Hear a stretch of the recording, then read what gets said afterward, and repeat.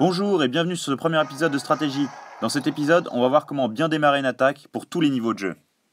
Pour commencer, je vais vous mettre 2 replays complètement foirés, comme ça vous allez comprendre ce qu'il ne faut surtout pas faire.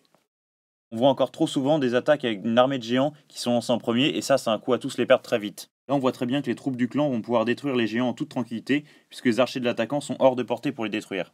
Une autre grosse erreur que l'on peut voir ici, c'est que tous les archers sont disposés au même endroit. Et là, c'est vraiment un risque parce que les défenses splash, c'est-à-dire les mortiers, les tours de sorcier, mais aussi les bombes géantes, peuvent les détruire très rapidement. C'est ce que fait la tour de sorcier juste au-dessus. Le combat est pratiquement terminé parce que l'attaquant n'a détruit que 10% et perdu plus de la moitié de ses troupes. Le tas d'archers vient encore de se prendre une attaque splash, et le mortier finit le travail.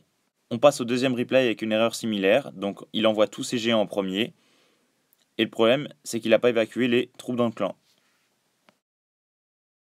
Ces géants arrivent à passer la première muraille, et c'est là le problème qui va arriver, c'est que les troupes du clan, en bas, elles sortent. Le pire contre les géants, c'est les sorciers parce qu'ils ont une attaque splash qui touche plusieurs cibles. On voit que l'attaquant panique un peu et dépose son sort à côté de la défense. Maintenant qu'on a vu ce qu'il ne faut pas faire, on va voir ce que l'on doit faire. Tout d'abord, attirer les héros en déposant une troupe à leur portée, faire la même chose avec les troupes du clan.